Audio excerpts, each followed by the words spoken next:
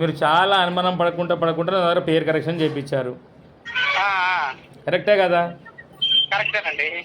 దాని గురించి చాలా టైం తీసుకున్నారు. ఆ పేరు కరెక్షన్ చేయించిన మీకు కలిసి వచ్చిందా లేదా?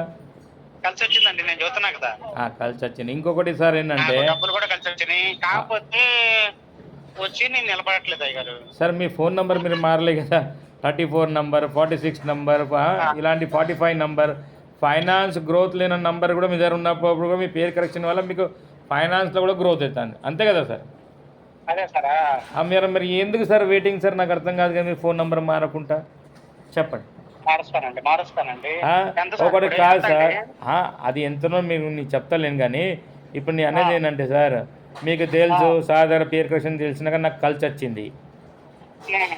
కలిసి వచ్చిందా లేదా? అది కన్ఫర్మ్. మరి ఒక వీడియో తయారు చేసి పంపు అంటే మీరు పంపుతారా? అది పంపరు. పంపుతానండి, ఖచ్చితంగా పంపుతాను. మీ పేరే చూస్తాను, ఇబ్బంది ఏం లేదు సార్, నేను పెడతాను సార్. ఇట్లా చాలా మంది అంటారు సార్. నాకు పరిస్థితి ఏంటంటే మన తెలుగులో దగ్గర బాధ ఏంటి తెలుసా? నా దగ్గర నేను చెప్పిన ప్రకారం చెప్తే 100% రిజల్ట్. నాకు ఆ ప్రాబ్లం లేదు, నా దగ్గర నా ఫార్ములా ఉన్నది. కానీ నాకు వీడియో తయారు చేసి పెట్టండి సార్ అంటే చేస్తాం సార్ అని అటే పోతారు ఇక. పెడతానండి. ఇదే కొంచెం స్కిన్ ప్రాబ్లం, భలే ఇబ్బంది పడుతుంది.